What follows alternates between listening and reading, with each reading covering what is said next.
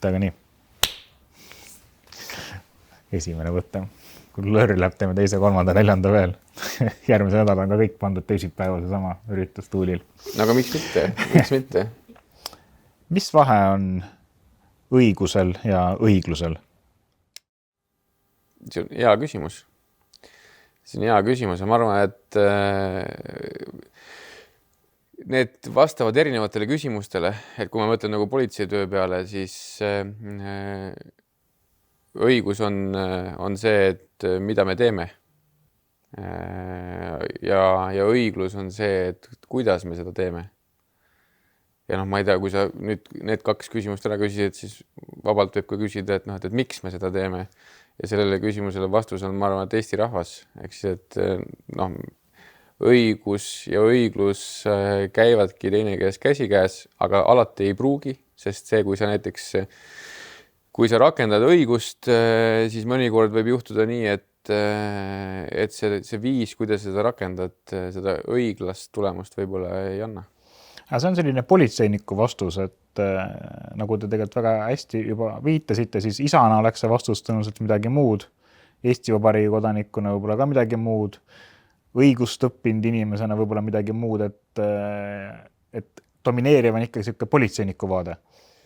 Ma isegi ütleks, et mul kodus isana on need samad vaated. Ma arvan ka, et üks asi on see õigus, on ju teine asi on ka see sama, et kuidas sa kõike seda kõike ellu viid, kuidas sa viid oma lähedasteni, pereliikmeteni selle õigustunde on ju. Aga ma pean ütlema, et aga väga sageli on ka nagu raske lahutada kõike seda on ju, et me oleme need, kes me oleme. Ehk siis, et ma arvan, et politseinikuks ma sain sellepärast, et ma olen see, kes ma olen. Ja seda võib-olla ka nagu igapäevaselt kodus on ka nagu keeruline lahutada. Et ma tean ka seda, kas või need samad, mul on 2 last, et nad suudavad ikkagi oma vahel nagu ka riidu minna teatava regulaarsusega. Ja mina võiks ju öelda, et üks on suurem ja tugevam, teine on väiksem ja noorem on ju, et siis ilmselgelt kõikides konfliktides võiks ju öelda, et suurem ja tugevam alati nagu tema tuleb jõupositsioonilt on ju ja siis ta ongi süüdi, kui midagi pahasti on läinud või siis nagu me ütleme, et targem annab järele, et siis suurema ja targemana sa võiksid ju siis nagu loobuda ja anda siis selle väiksemale õigus on ju. Minu see printsiip on see, et me tavaliselt ikkagi nagu viime menetlustoimingud läbi. Ehk siis, et istume koos maha ja siis ma võtan ühe poole ütlused ja teise poole ütlused ja vaatan, kas ma jõuan õiglase tulemuseni.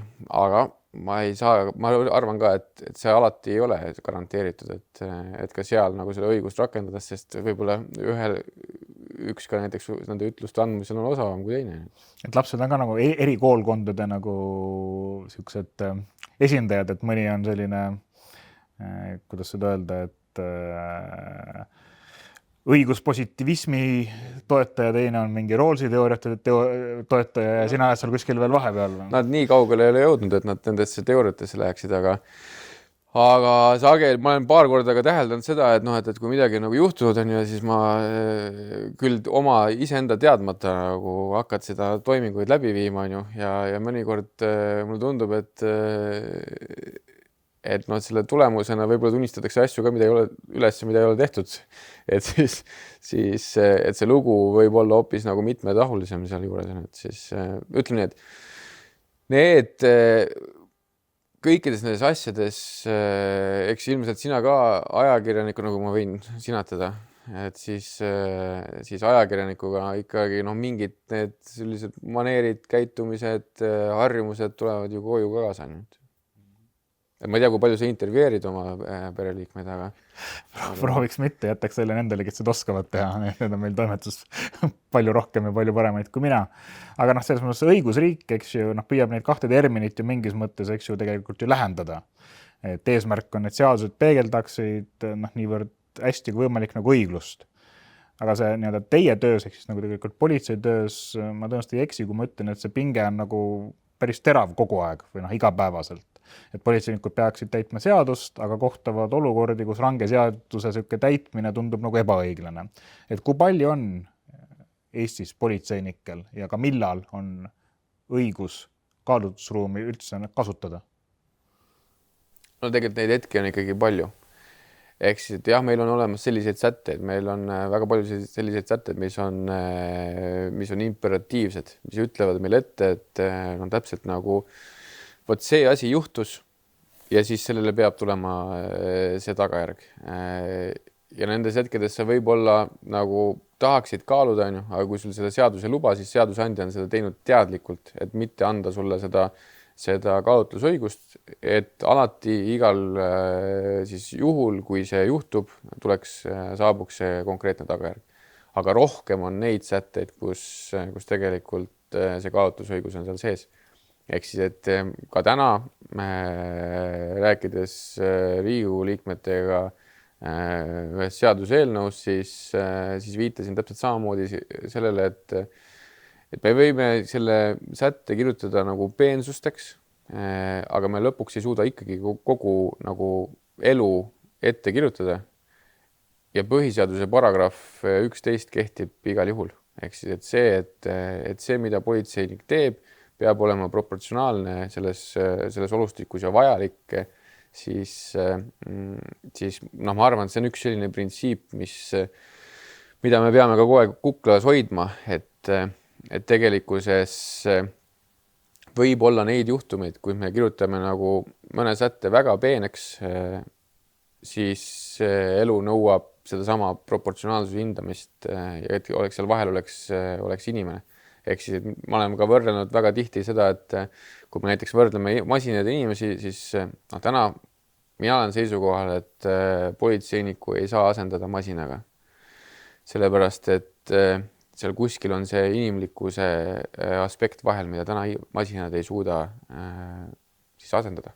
Ehk siis, et see on seesama näide, mida ma olen öelnud, kui ma panen ükskõik milline suvaline näide, aga no näiteks, et kui ma panen kiiruskaamera välja ja sa ületad kiirust, siis igal juhul see pilt trahv tuleb igal juhul. Igal juhul see pilt sinust tuleb, kui masin katki ei ole, siis pilt tuleb ja see hoiatus teade ja see trahv sinuni jõuab. Nüüd, aga näiteks, et kui sa olid sõitmas ma ei tea, sünnitusmajja, olen väga raske sünnitus, laine tagaistmel sünnitab, siis see kaamera siin selle juures mitte kuidagi ei aita. Aga meil on olnud väga palju neid olukordasid, kus sellel hetkel peetakse see sõiduk kinni, politseinikud näevad, et seal tegelikult on see ohtlik olukord või eluohtlik olukord, kas siis lapsele või naisele. Toimetatakse see naine ja laps väga kiiresti haiglasse ja siis pärast seda tegeletakse sellega, et mis oli see õigusvastane tegu ja kas seal oli nagu alust siis karistamiseks. Nii et kui trahv on tulnud, siis ma enam vaidlustada ei saa, et tegelikult mul oli haige ema, rase naine tagaistmel, et tühistage palun. No sa võid kõiki neid asju öelda, aga lihtsalt see on see vahe, mis teeb nagu, mis annab sellele nagu lihaste luust politseinikule selle väärtuse juurde, et ta tegelikult saab ka kogu seda, kui tal on see kaalutlusõigus, siis ta saab lähtuda ka sellest inimlikkuse aspektist ja sellest, mis nagu on selles hetkes sobiv ja vajalik. Aga kui pikaks see inimlikkuse aspekt võib nagu politseiniku jaoks kujuneda, et kui kaua ma võiksin näiteks politsei silme all mingit seadust rikkuda ilma, et politsei sekkuks? See on hea küsimus, et kui sa seadust rikud, siis ja kui me seda teame, siis politseiniku ülesanne on sekkuda. Ehk siis kas see on karistusliku meetmega või selle lõpetamiseks. Loomulikult me peame arvestama ka seda, et meid on 1,3 miljonit, aga politseinikke 4600. Ehk siis, et paraku iga inimeseni politseinik kunagi ei jõua. Ma näitan sulle ühte pilti Tallinnas Sõpruse puiesteelt. Kuidas need autod nende majad ette said? No ja ma ei tea, siit tagant tuleb garaaži juurest mingi tee, ma ei oska öelda. Ehk siis, et kui sa näitad mulle videot, kuidas nad on saanud, siis on... Aga kõige parem oletus oleks, et... Nad võivad tulla üle Ise, kui nad tulevad garaaži juurest, kuidas nad Jaa. sinna majad ette saavad? Nad võivad sõita mööda seda kõnniteed. Ilmselt siin on näha, et need sõiduki jäljed on. Siis siit tagant garaaži juurest maja tagant tulevad sõiduki jäljed. Aga isegi kui tulevad garaaži juurest, ta peab minema mööda kõnniteed, et jõuda sinna maja ette, on ju nii? No võt, siin me peame koos hakkama keeruline, koos peame hakkama siis seda vaatama, et kas selle garaažil on veel maja tagant mingid muud juurdepääs ja nii edasi. Et see on hea pilt. Kui on see, et nad on sõitnud mööda seda kõnniteed, siis loomulikult võib seda kuidagi trahvida.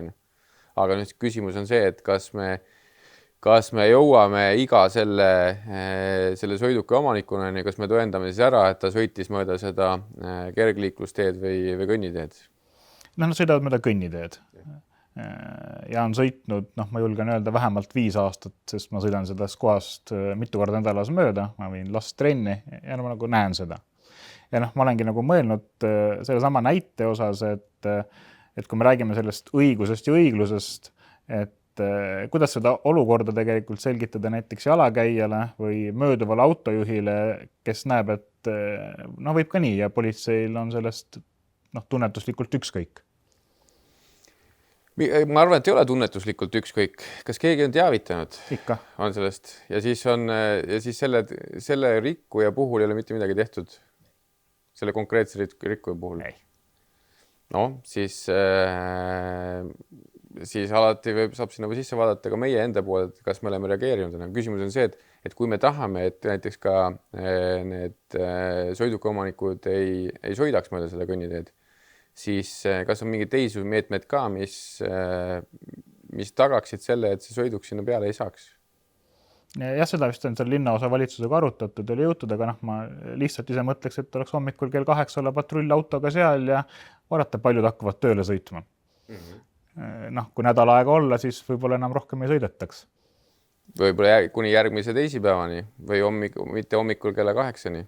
Ehk siis, aga kui meie oleme selle maja juures hommikul kell 8, siis teiste maja juures me parasjagu ei ole. Ja kui me valvame seal seda, et kas siis see keegi inimene näiteks sinna kõnnitee peale sõidab, siis võib-olla meile jääb kuskil mujal üks Charlie väljakutse teenindamata. Kus kellegi elu ja tervis on ohus. Aga ma ise oletan samal hetkel, et need autod ei tekkinud sinna kõik korraga, on ju nii. Tõenäoliselt tekkis üks, kes hakkas seda tegema, siis naabrimees vaatas, et saab ka nii ja siis vaatas järgmine naabrimees või naabrinaine ja niimoodi neid autosid sinna järjest juurde tekkis. Et sealt ongi see küsimus, et mis hetkel te ise tunnetate, et te kuskil peaksite reageerima, et see lihtsalt ei hakkaks lumepallina kasvama ja nüüd ei saagi seda enam lahendada sellepärast, et kõigil on õigustatud ootus, et see on nende parkimiskoht. Ma ei tea, kas seal on õigustatud ootus, et kas see on 5 aasta pärast ikka tekib juba. Et kas seal on korteriühistu teinud mingid reegleid, on ju, tegelikult ka korteriühistul. Küsimus on selles, et kas me kõiki asju lahendame Eestis politseiga või tegelikult seda saab lahendada ka korteriühistu ja öelda, et me ei pargi nendesse kohtadesse või et nendel sõidukijuhtidel ei ole õigust kasutada seda, ma ei tea, trepikoja esist oma sõiduki parkimiseks. See on selline ka nagu kogukondlik hea korra hoidmine, ehk siis, et ja täpselt seesama printsiip kehtib ka seal, on ju, et meil on võimalik ka seal lahendada nagu teistsuguste meetmetega, kas see blokeerida ära see tee, kas korteriühistuna öelda, et nendesse kohtadesse ei pargi, kui kellelgi on sealsamas selles kõnniteel olles liiklusohtlik olukord, et see auto sõidab, ma ei tea, kas nendele ohtlikul viisil seal mööda seda kõnniteed on, siis loomulikult sellest tuleb alati politseid teavitada. Kas sa mainisid väga ilusti, et tegelikult olid täna Riigikogus ühte seadust arutamas, kas sellise politsei vaates, kui palju on sellist, ma ei tea, kas rämpsseadust või sellist seadust, mida tegelikult teie arvates, terve organisatsiooni arvates tegelikult politsei nagu ei peaks üldse, kus ei peaks üldse sekkuma. Noh, mis peaks olema kohaliku omavalitsuse vastutada, mis peaks olema kellegi teise vastutada, aga ei peaks olema nagu politsei rida. Et ei vadataks teie otsa, et noh, ma ei tea, miks ei tehta. Ma ütlen, et ma ei ütleks nende kohta nagu rämpsseaduseid, vaid lihtsalt on näiteks erinevad lünkasid ja on erinevaid siis puuduseid, kas tänases õiguses, kas midagi kirjeldab sellisel viisil, mis täna ei ole enam adekvaatne või siis vajaks nagu täiendavat kirjeldamist. Me oleme neid teemasid tegelikult väga palju ka avalikkuses käsitlenud. Üks asi, mida ilmselt kõik teavad, mida me oleme välja toonud, on siis liiklusõnnetused, pleki mölkimised. Ja pleki mölkimiste reageerimine on ju, et kas see, kui politsei sinna reageerib, kuna see tegelikult on kahe sõiduki omavaheline juhtum, nendel juhtumil, kus ei ole seal näiteks joobes juhti, kus ei ole koha pealt ära sõitu, kus ei ole inimkannatanuid, on ju, et siis võtame näiteks mõne poe parkla, on ju, kaks sõidukit saavad omavahel kokku, siis see peaks olema tegelikult kindlustusjuhtude lahendada, mitte politsei menetleda, sest sellisel juhtumil me enam seda kahju ära nagunii ei hoia. Väga suur tõenäosus on see, et see karistus mitte kuhugi ka seal ei vii, kui välja selgitada seda, et kas siis või kes oli selle pleki mölkimise taga, on ju. Et tegelikult see on midagi, mis meie ressursse seob. Toome need näited ka kuskilt mujalt. Täna, mille me oleme ka avalikkuses rääkinud, on see, et väga paljudes hetkedes politsei on natuke ka nagu sotsiaalhoolekandeasutus. Ehk siis jah, me ei lükka neid asju lõpuks nagu kõrvale, kui mitte keegi seda ei tee.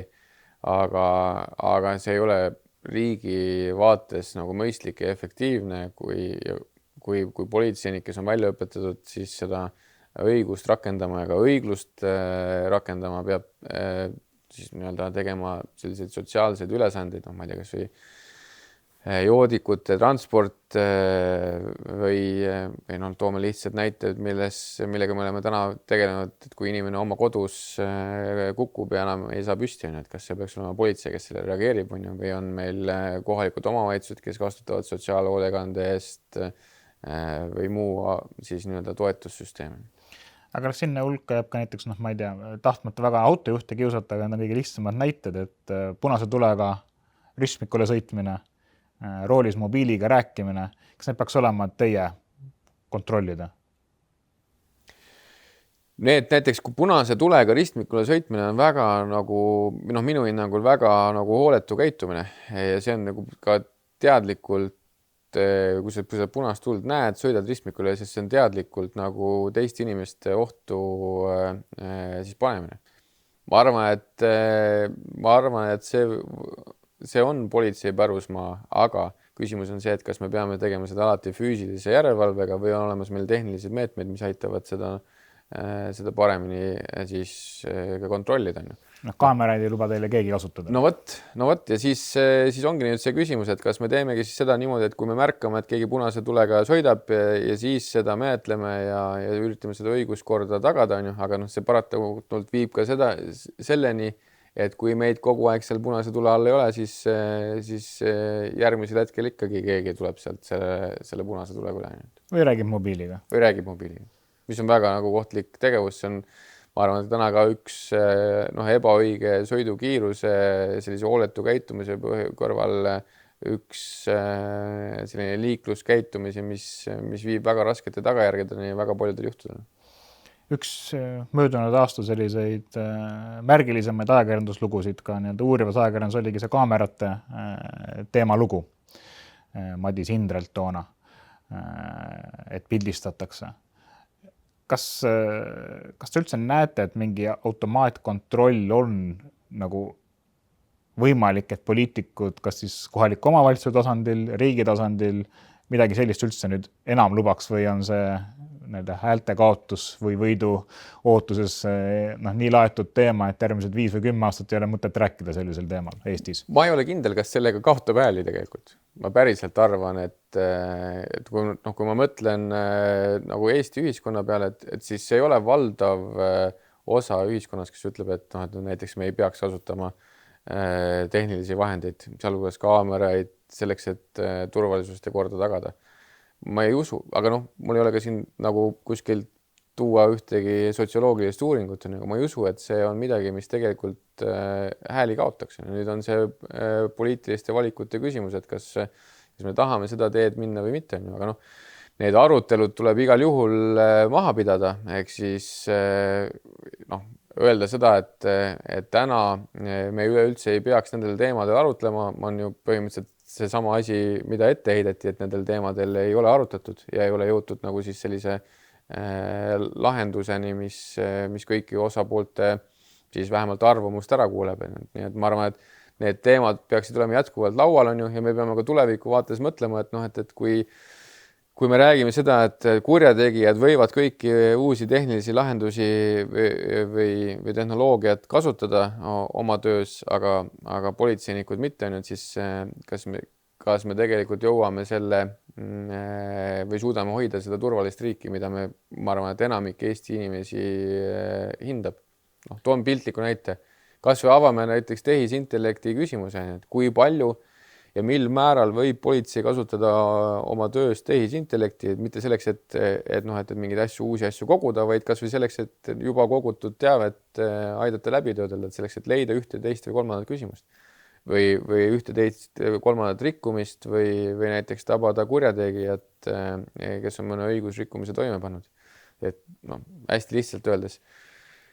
Ilmselt tehisintellekti vastu faksimasinaga võidelda ei ole väga edukas see tulem. Nii et kasutate juba? Ei, me ei kasuta. Aga kus te teate, kas on reegel politseis, et ei tohi kasutada või tegelikult siin paar uurijat need on Claude'i või kuhugi konto teinud ja on seal projektid juba sisse loetud ja tulemused on erakordselt kuidagi head, aga ei tea, kuidas Priit neid tulemusi saab. No vot, meil tegelikult on see, et kas või see samad, kui logida meie serverisse mõnda tehisintellekti platvormile sisse, siis on seal ka see hoiatus üleval, et sa ei tohi sinna esiteks asutuse kasutuseks mõeldud infot sisse panna ja et ka sinu tegevust monitooritakse, mida sa seal teed. Ehk siis need samad piirangud on peal. Täna meil ongi see häda, et jah, eks me tehisintellekti tööriistasid kasutame, et ma ei tea, kui tahad küsida, minagi olen vaielnud aeg-ajalt tehisintellektiga, sellepärast, et mingites teemades, ma ei tea, soovid, et ta teeks sulle näiteks mingisuguse pildi või aitaks mingit tausta luua või küsid mõnda küsimust, on ju, et siis sealt tuleb nii ja naa vastuseid ka, on ju. Aga lihtsalt see süsteemne kasutus politseis täna ei ole siis lahendatud, sest me teame seda, et kuna meil on nii palju tundlikke andmeid, siis selleks, et üleüldse tehisintellekti kasutada, peab meil olema selline platvorm, millel ei ole väliseid ühendusi. Ehk siis, et ta ei saa nii kaua, kuni me ei tea, kuhu lähevad selle tehisintellekti andmed, nii kaua me ei saa seda kasutada. Meie ootus on see, et me tegelikult selle arutelu avaksime ja oleks ka võimakus tekitada need tehisintellekti platvormid, mis oleksid suletud ühendustega, mis oleksid nagu siis, kuidas siis öelda, pandud kasti sisse nii, et mida midagi välja ei saa saata. Aga teine küsimus on see, et kui me mõtleme muude valdkondade peale, on ju, siis täna küsida seda, et kas näiteks minu andmed, panga andmed käivad läbi erinevate tehisintellekti platvormide, mida pank kasutab ilmselt küll sellistes suletuskeskkondades, siis ma arvan, et käivad ja ilmselt on see ka mõistlik, et tööaega kokku hoida. Aga selline skepsis eraettevõtte ja skepsis riigi suhtes on ju erinevad skepsised, on ju nii? Ja inimese jaoks. Ma ei oskagi nagu öelda, on ju, et samamoodi, kui mina sõidan Kristiine keskuse parklasse, siis ma näen, et mingi arvuti tuvastab minu autonumbri, et ma saan seal parkida. Kui ma sõidan Tartu-Tallinn maanteel ja mingi kaamera tuvastaks, et ma olen teel, ma ei tea, rannusse ja jõuan sinna kohale võib-olla siis 15 minutit oodatust nagu varem, siis on teistsugune olukord. Ja ma ütlen, et ausalt, et ma arvan, et riigi vastu ei peaks nii suurt skepsist olema, sellepärast, et seda kõike, kuidas meie näiteks andmeid kasutame või millised õigused üldse meil andmeid kasutada on, seda on palju detailsemalt ja palju täpsemalt ära kirjeldatud, kui see kõik, mis jääb sellest sfäärist välja. aga seda usaldust ei ole kuidagi ütleme, kuritarvitatud, on ju ka meil Euroopa Kohtu otsused, et noh, näiteks metaandmeid ei tohiks salvestada nii, nagu Eestis salvestatakse, aga mida riik on teinud või siis noh, ei saa riiki süüdistada, sest riik oleme me kõik, aga mida on poliitikud teinud, ei ole korrastanud seda seadust, on ju nii. Isegi kui on Euroopa Kohtu otsus, et noh, miks peaks usaldama neid samu nii-öelda poliitikud või neid samu nii-öelda võimuesindajaid, kui nad ütlevad, kui öeldakse, et mingisugune otsus on olemas, aga ei, et me ei tee seda, et meil on ikkagi neid hädasti vaja. Aga neid inimesi me valime ise sinna Riigikokku, neid, kes seadused muudavad, see on, noh, meil on endal ka selles osas vastutus, aga nüüd küsimus on see, et kas see, et näiteks üks või teine seadus ei ole muudetud või midagi nagu veel täiendatud, teeb siis selle riigi regulatsiooni kuidagi siis vähem detailsemaks või vähem siis reguleeritumaks võrreldes erasektori või muude sfääridega. Ja ma ei tahagi üldse sinna langeda sellesse, et, noh, et nemad ka teevad. Lihtsalt mina ütlen, et skepsis riigi vastu ei ole nagu, ma arvan, siis aus.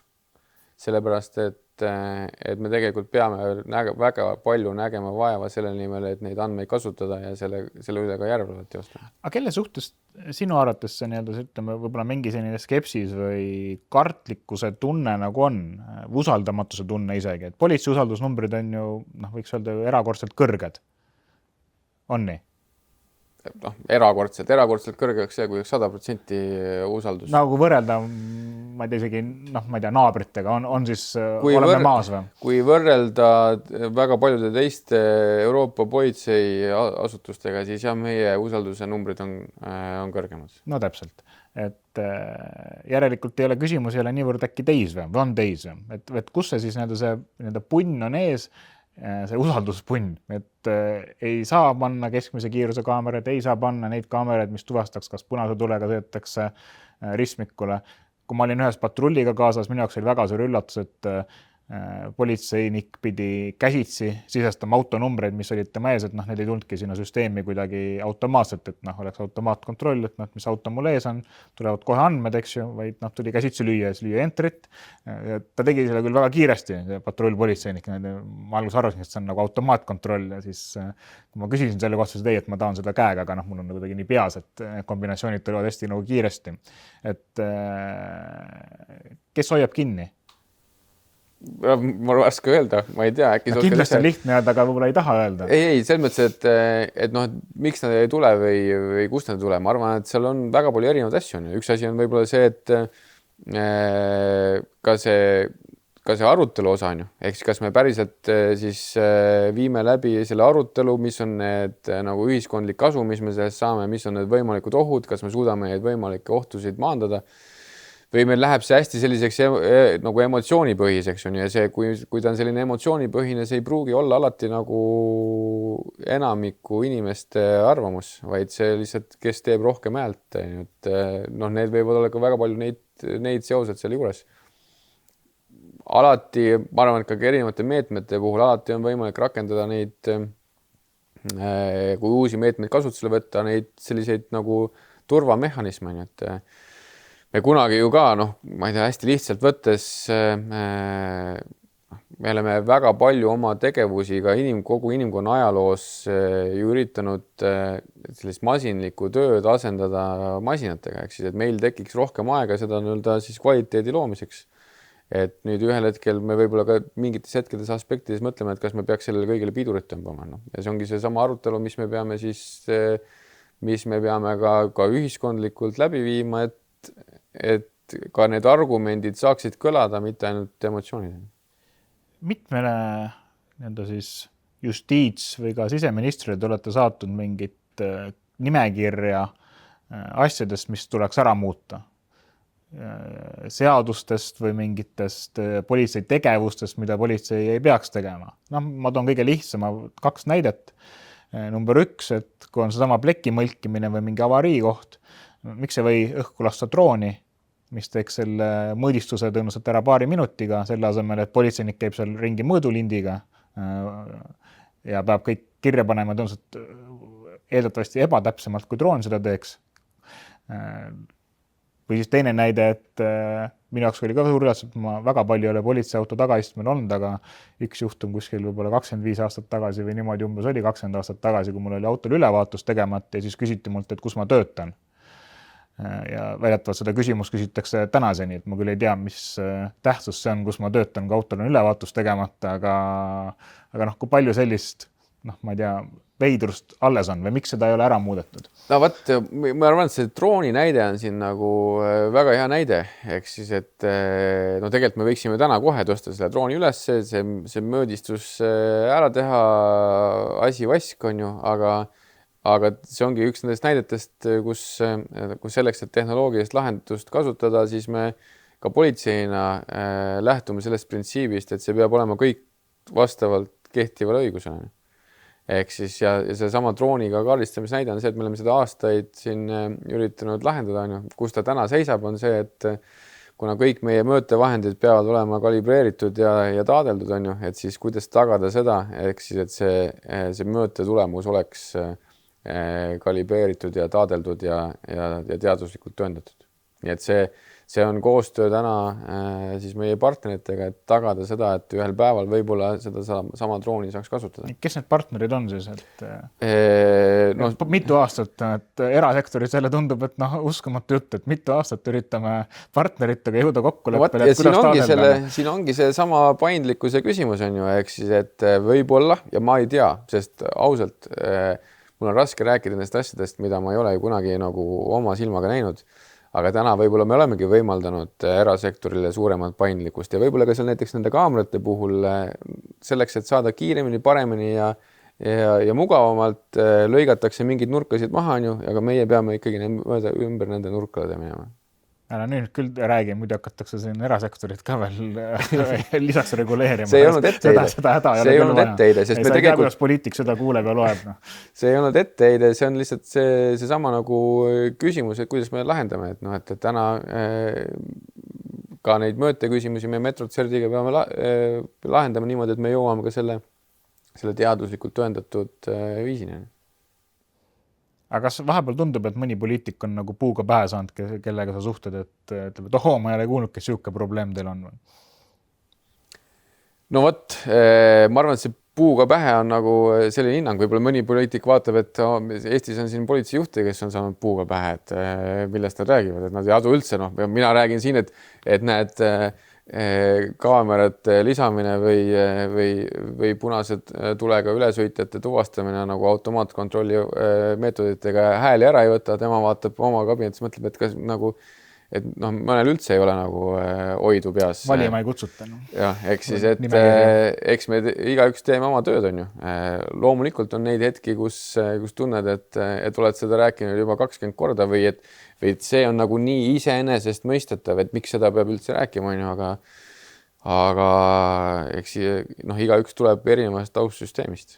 Aga kas vastupidi on ka olnud, et kas mõni minister või poliitik või peaminister või vabariigi president või kantsler on ka nii, erakordselt terav. Et kuulge, et pöörake nagu sellele teemale näiteks nüüd järgmised kuu-2 aasta rohkem tähelepanu. Aasta-2 rohkem tähelepanu. Ei no, selles mõttes, et me saame ka aru sellest, et ka kuskilt tulevad ka ju mingisugused poliitilised prioriteedid. Kui me mõtleme näiteks Laulasmaa deklaratsiooni, kunagi on siseminister ja justiitsminister omavahel kokku leppinud, et näevad, et sellistele kuritegelikele aspektidele pööratakse rohkem tähelepanu.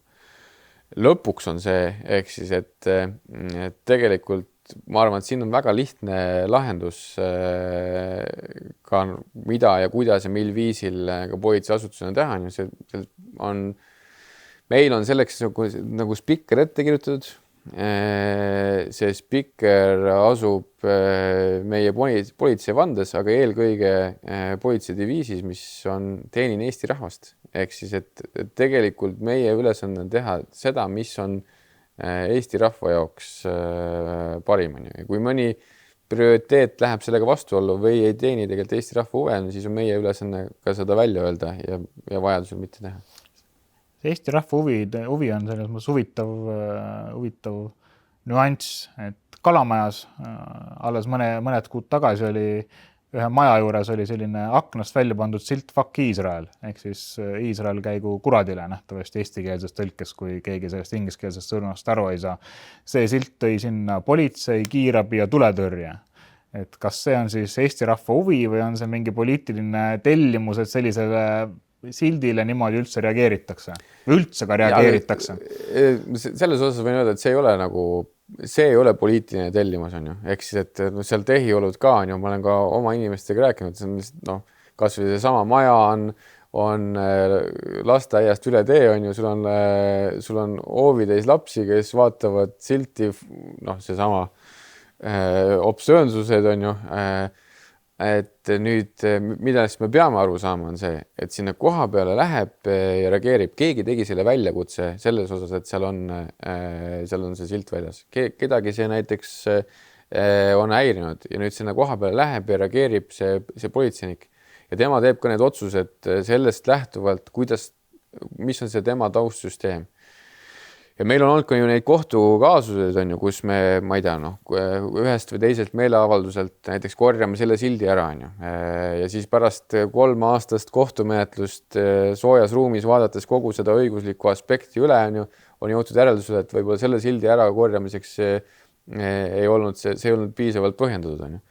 Ja siis me eksisime, aga ega me ka sellest proovime õppida, on ju, aga me peame lõpuni ikkagi aru saama sellest, et see sama politseinik, kes läheb ja reageerib selle sündmustele, et tal on vaja seda seal ära lahendada ja ta teeb selle otsuse enda sellest samast õiguse ja õigluse tundest. Ja kui ta lahendab selle sellisel viisil, et ta näiteks sel konkreetsel korral eksis niimoodi, et seda pärast on tuvastatud või ta lihtsalt eksis ilma, et seda oleks tuvastatud, siis me peame andma politseinikele ruumi ka eksimiseks.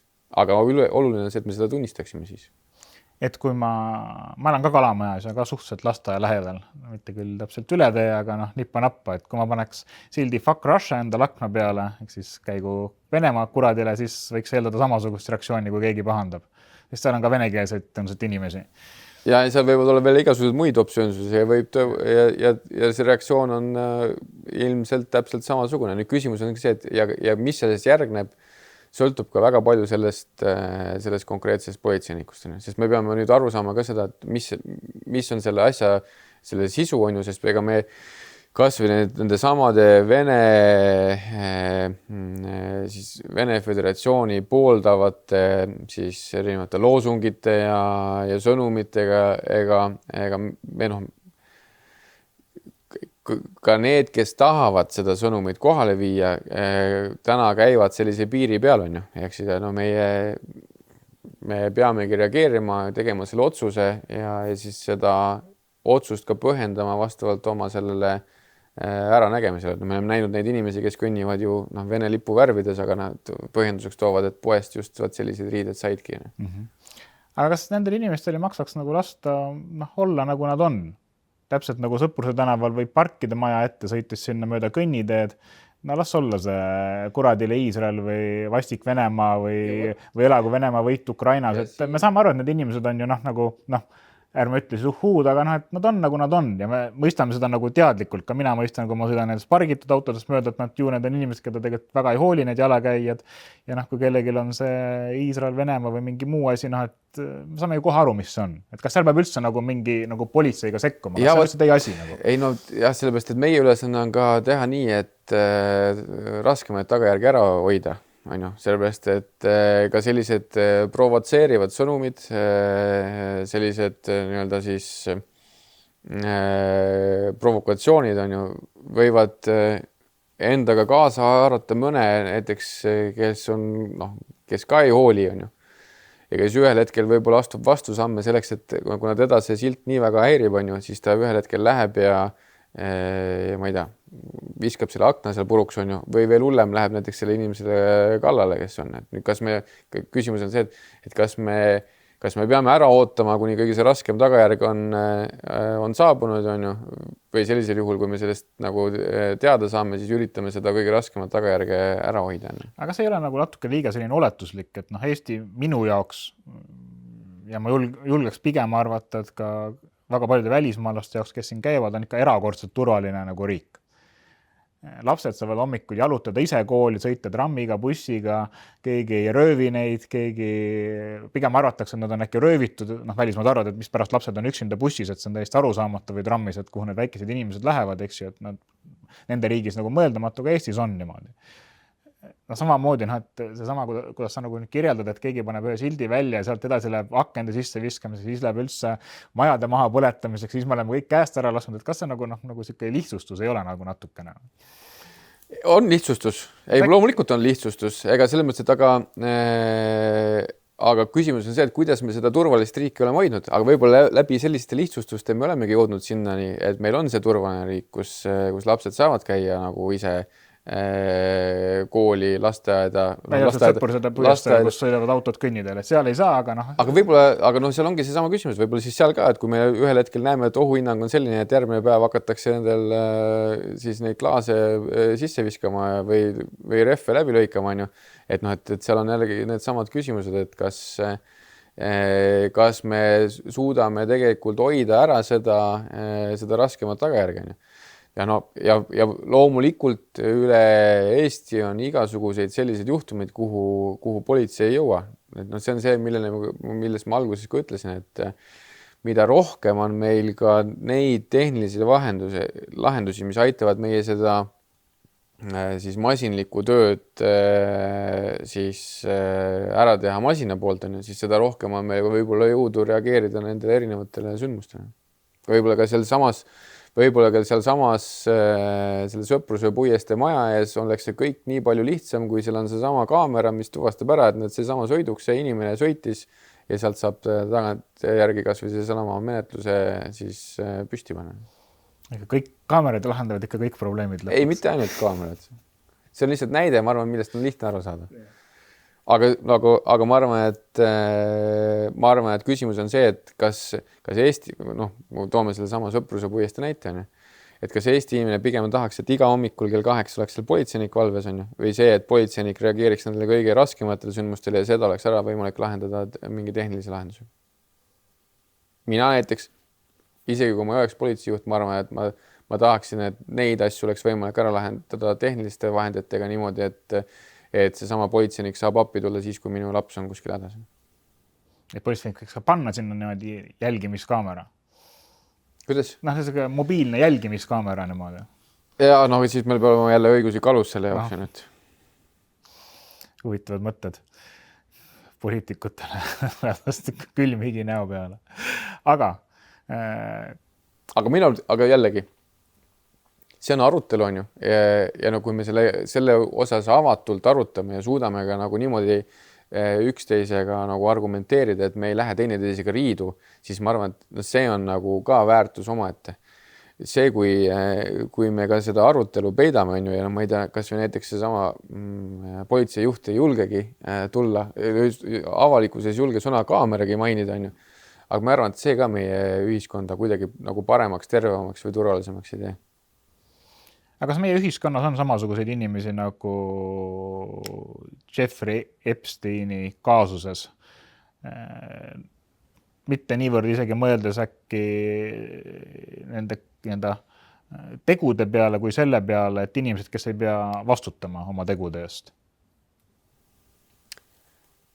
Tänaseks äkki kuskil Epstein siiski vastutab. Nagu kui rääkida näiteks Eesti kogudust juhtidega, siis nemad arvavad, et viimne kohtupäev tuleb meil kõigil. Aga ma sellesse teemasse väga rohkem nagu ei lasku. Aga see Epsteini kaasus on nagu väga mitmetahuline. Eks üks asi on see, et ma arvan, et me oleme kuna see on toimunud ju üle maailma, on ju, ka need erinevad ahistamised, väärkohtlemised, naiste, laste reaalsed väärkohtlemised selles mõttes, et neid ju kasutatakse ära, on ju. Et siis ma arvan, et me oleme inimkonnana natuke nagu jälle failinud, ka moraalselt. Aga teine asi on see, et kogu selle teemaga puutus kokku väga palju täiskasvanud. Nii täiskasvanud mehi kui naisi, mõjukatel positsioonidel mehi kui naisi ja mitte keegi ei astunud sammu ette ja ei astunud nende inimeste kaitseks välja. Ja nii, et see on see teine probleem, et sellisel inimesel sellise kaliibriga, sellises mahus on lastud nii kaua toimetada, et sellel ei ole nagu piiri pandud. See ei ole ju ainsuses, et tegelikult ju on kaitstud, tõenäoliselt võiks öelda inimesi ja just inimesi, kellel on ühiskonnas mingisugune positsioon, mingisugune mõjuvõim, mingisugune staatus, millest tuleneb natukene see minu küsimus, kui ma nagu tüürin, et kas Eestis on kõik seaduse ees ühtemoodi võrdsed või on siin ka erikohtlemine eri inimestele? Ma tahaks öelda, et kõik on seaduse ees võrdsed. Ehk siis, et meil ei ole erinevate inimeste erinevat kohtlemist. Kui ma võin lihtsalt puhtalt selle sama näite tuua, et kui mina kuskile sõidan sõidukiga, millel on politsei siis alarmseadmed küljes ja ma tee peal kedagi kinni pean, siis ei ole vahet sellest, kas see on mõni poliitik, ehitaja, advokaat või arst või mõne muu eluala tegelane. Minu jaoks nad on kõik ühesugused ja kõik võrdsed. Ma toon näite Kalamajast, et seal on justiitsminister Liisa Pakosta koer, kes kuidagi imelikul kombel jookseb kogu aeg oma aiast välja. Pidevalt. Koer on tal alles, ma ei tea, kas politsei või mupo on ministriga natukene rääkinud, et äkki suudaks mingi luku endal osta või suudaks meeles pidada, et aiavärav tuleb nagu kinni panna. Et ma ise eeldan, et kui see oleks suvaline Juku või Mari, siis koeraga oleks midagi juba ette nagu võetud, et mitut last see minister Pakosta koer peaks sammustama enne, kui et ministriga midagi ette võetakse. Ja kui sina ütlesid, et sina ei tea, kas temaga on ühendust võetud, siis mina ka ei tea, kas temaga on ühendust võetud. Aga ma arvan, et Eesti peal on ka päris palju mitte ministri Pakosta koerasid, kes pidevalt kuskil ringi longivad. Et jah, kui ta on ohtlik teiste, siis sellega tuleb tegeleda. Loom võiks ju ohtlik olla. No ei pea. On selline loom, kes on ettearvatav ja alati teab, kuidas ta käitub. See tuleks mulle üllatusena. Ei, jah, aga ma arvan, et me ei saa eeldada seda, et igast loomast tuleb kohe oht, sellepärast, et kui me põhimõtteliselt, kui me ütleksime, et see on kõrgendatud vahetu oht see, et see koer seal longib, siis ma arvan, et Eesti inimesed saaksid väga pahaseks meie peale, kui me hakkaksime neid koeri seal koha peal hukkama. Hukkama vist ei väga ära, võiks võtta hoolimatu omaniku käest äkki. Need on erinevad vaidlused ja küsimus on see, et kas see on jällegi politsei ja piirivalveameti ülesanne, eks ikka näiteks loomi ära võtta selle hoolimatu omaniku käest või kas meil selle jaoks on tegelikult olemas eraldiseisev asutus või eraldiseisev organ, kes sellega peaks tegelema. Nii et teie olete selles mõttes nagu veendunud, et Eestis kasutatakse kõikide suhtes seadust ühtemoodi, et näiteks võtame näite, et kui ükskõik milline Eesti peaminister oleks julgestuspolitsei teades oma naist löönud, siis sellest oleks tulnud case. Ma tahaks küll loota. Pole juhtunud? Ma ei tea. Ega ma selles mõttes, et seda,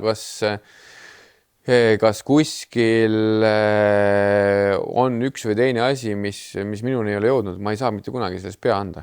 Aga tegelikult ma siiralt usun, et politseinikud tahavad kohelda kõiki inimesi võrdsena. See ongi ju tegelikult, mida ma küsin organisatsiooni kultuuri kohta, et poliitilise vastutusega on meil viimastel aastatel võib-olla sellised kehvad lood, aga kui selline juhtum peaks tulema näiteks välja, sest julgestuspolitsei on mitte ainult peaministri juures, aga teiste poliitikute juures samamoodi ja võib-olla see on mingis mõttes nagu eesliinil. Et kui tuleks selline juhtum välja, et julgestuspolitseinik on jätnud sellisele juhtumile, perevägivalla juhtumine, mida sa ise tegelikult esile tõstsid siin enne, on jätnud reageerimata, kas te astuksite tagasi? Kas ma astuksin tagasi? Võtaks vastutuse selle eest, et politsei on jätnud sellele reageerimata. Küsimus on, ma ütlen ka, et tegelikult on see, et kas see midagi teeb paremaks. Kas minu tagasiastumine seda olukorda muudaks, on ju? ja see sõltub nüüd väga palju sellest olustikust, et kas see oli see asi, mida üks politseinik jättis tegemata või see on meie süsteemne nagu käitumismuster, ehk siis mida kõik politseinikud jätavad tegemata. Aga kuidas sellest vahet teha?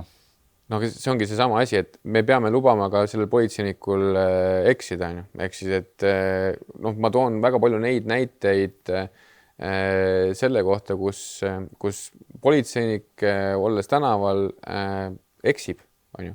Nüüd küsimus on see, et kas see oli pahatahtlik käitumine, kas see on süsteemne, kui me võtaksime süsteemselt kõik või noh, mitte, kui me võtaksime süsteemselt asutuses altkäemaksu, politseijuhid on sellest teadlikud, et selle altkäemaksu võetakse, aga mitte midagi selles osas ei tehta või ette ei võeta, siis ma arvan, et see on loomulikult koht tagasiastumiseks.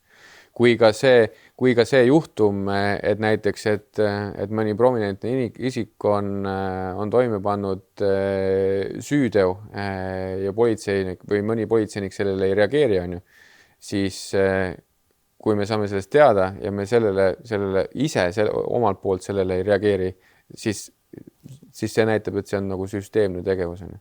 Aga lihtsalt see, et ega need reaktsioonid peavad olema ka adekvaatsed vastavalt selle rikkumisele.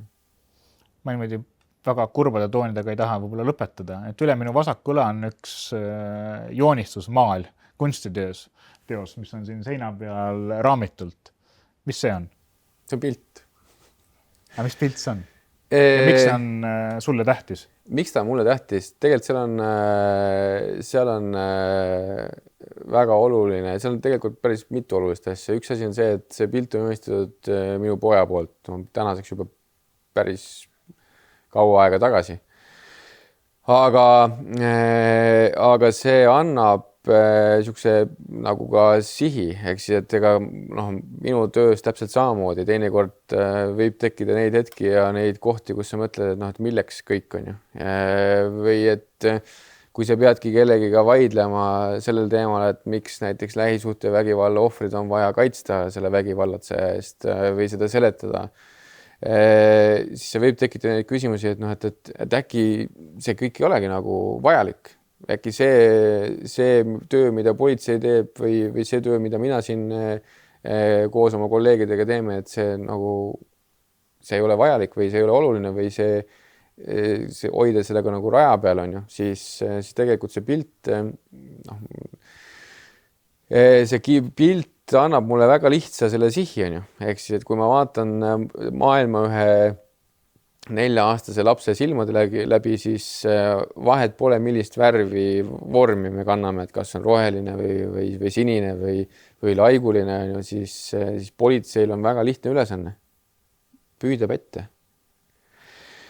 Või teha nii, et pätid ei saaks oma tegusid toime panna, nii et kui seda viia sellisele lihtsustatud tasemele, siis see ongi seesama asi, mille nimel me töötame. Ehk siis, et Eestis olevad pätid kinni püüda või teha nende elu võimalikult keeruliseks ja lõpuks tegelikult, kui seda pilti lähemalt vaadata, siis annab ka ühe vastuse sellele küsimusele, et noh, tänane politsei usaldus on kõrgem kui väga paljude teiste Euroopa Liidu liikmesriikide politseide usaldus. Et siis sellel pildil on ka 2 politseinikku, 2 pätti, kes on nähtavalt pätid, sest need on ju triibulised särgid seljas.